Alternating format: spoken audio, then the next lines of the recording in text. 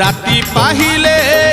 पाहिले राति पाहिले जागर शिव मंदिर लागिब भीड़ हइलो शिव मंदिर लागिब भीड़ राति पाहिले जागर शिव मंदिर लागिब भीड़ हइलो शिव मंदिर लागिब भीड़ पहिली दर्शन पहिली घर्षण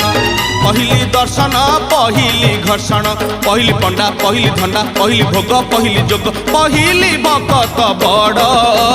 राति पाहिले पाहिले राति पाहिले जागर शिव मंदिर लागिब भीड़ हइलो शिव मंदिर लागिब भीड़।